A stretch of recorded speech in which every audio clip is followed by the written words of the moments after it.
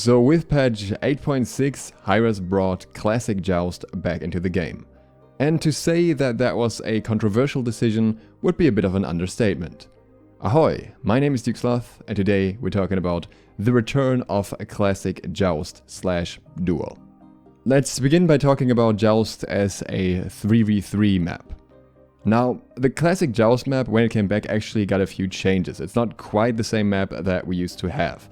So while the layout isn't changed, you for example have a different XP bonus split, you have different lane minions with different scaling, and the jungle camps are also slightly different from back then. In addition to that, there's also the enhanced red buff that increases the damage to phoenixes and towers by 30% that spawns after 7 minutes. Also, the HP 5 of the phoenixes was drastically decreased from 40 to 10. So overall, there were quite a few measures that were taken, especially in order to prevent turtling at the Phoenix. Turtling, if you're not familiar with the term, means that your whole team just stays at the Phoenix and tries to defend that over and over, instead of trying to actually aggress on the enemy team, so that you always basically play at a little bit of an advantage with the Phoenix in your back. Now, important disclaimer, what I will say next is obviously subjective. This is my opinion, you don't have to agree with this. I know everyone has their own takes on this, and this is just how I feel about the current situation. So I've played since Season 1, so I've been around when the map was there the first time, when Duel was still called Joust as well, and I have played the other two maps that followed and all the variations of that as well. And I will say that for 3v3 specifically, the original map that we had in Season 1 was, in my opinion, the worst one that we had. It had a nice layout for the buffs, and for certain characters the buffs are very nice, because back then the speed buff would provide movement speed and attack speed, which it no longer does. But in terms of fighting, the map didn't feel good to me personally. Again, this is for 3v3, we'll get to 1v1 later. The changes that were done to the Classic Joust map at least lessen some of these issues in a good way, and I think that makes the current version better than the original version. That's aside of the fact that the original version also had other issues, like back in the day you could, for example, just burn the Titan through the wall if you were playing Anubis. But some of the issues being lessened unfortunately doesn't mean that they're solved. So here are the issues that I still have with the Classic Joust map. First of all, it is almost strictly a one-lane fight. Usually, most of the fighting happens in middle lane, and when it doesn't and it happens in a side lane, it's still just in one lane. It's still just a straight line where both of the teams clash. The potential to actually flank enemies or make other meaningful rotations in that regard is extremely minimal. Both of the angles to flank someone in the middle lane are also protected by the enemy tower, which makes flanking in itself kind of pointless most of the time. And this was solved much better in the newer maps, where there was a side path in middle lane, which would allow guards with leaps and blinks to engage in different ways, and especially assassins would be much more viable in Joust that way. I'm not implying that we had an assassin meta or anything, but still, on the newer Joust maps they felt a lot better to play. So in many ways, the layout of the map, in my opinion, limits the guard pool of viable guards extremely. If it wasn't for the fact that there's not the same amount of RNG and you can actually back instead of picking up healing, it almost feels similar to the Assault map in terms of playstyle. Additionally, I highly dislike how unequal the buffs are.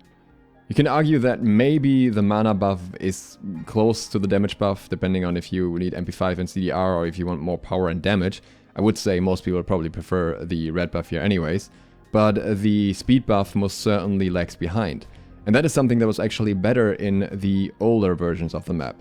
Here, all three buffs were actually interesting for different characters. If you were playing a hunter, you would usually go for the speed buff or an attack speed focused assassin, because, again, it provided attack speed and movement speed. With others, you could make a more conscious decision between the red buff and the blue buff, and depending on who you're playing, one may be better than the other. This opened up a lot more flexibility in terms of pathing and starts, which essentially no longer exists. And since the red buff gets enhanced at 7 minutes and increases structural damage by 30%, at that point it completely outweighs all the other buffs to a point where they're basically not worth picking up anymore, and you just want to try and get both red buffs for your team and not even worry about the others. You'd almost exclusively do them for your tank or for XP then. Because of these circumstances, the map feels extremely snowbally. I'll talk about that a little bit more in depth later, but I do think that when there's really just one line to run down the enemy, there isn't exactly a lot of comeback potential, because there's not a lot of farm for you to be picking up in order to get back into the game. The XP spooling on this map also once again feels awful. This is something that is not limited to this map, all of the maps have suffered from that. you regularly end up basically having way more than full build way before you hit level 20. This is obviously especially annoying and frustrating in the context of starter upgrades, and you would think they would have found a solution for that by now. In my opinion, the map also significantly lacks any meaningful side objectives. Obviously, the newer maps have the Bull Demon exactly for that, and also have other XP camps, because there is a very large time frame where really you're just clearing middle lane because the buffs aren't up again and you have nothing else to do. And even if they're up, you have to consider if it's even worth running down to the speed camp just to have a slightly faster character, when you might not even get that much benefit out of it and you might end up missing some minions somehow. Because it's not exactly like those camps are close to the lane. And ironically, despite all that, Phoenix camping still isn't gone. It is often prevented by the matches being extremely snowbally, again we'll get to that, but I had one match where we were actually playing against competent players and we just had a significantly better early and a better early comp. So we ended up getting their tower at 5 minutes 30 into the game, but then we couldn't get the Phoenix until 14 minutes because they just put up a good Phoenix defense. And at that point, you are still fighting a 3v4 essentially, because you're gonna take the shots from the Phoenix if you're trying to fight them under the Phoenix. We had to eventually solve it by picking up double red buff and Emperor's Armor, but I feel like this kind of effort shouldn't be required in a game that otherwise looks like it should be a relatively quick swing. Disabling a Phoenix with Bull Demon will always be significantly stronger than extra damage to the Phoenix, simply because it means that you can clean up the enemy team before you go for the Phoenix. You don't have to fight while taking additional damage that puts you at an immediate disadvantage.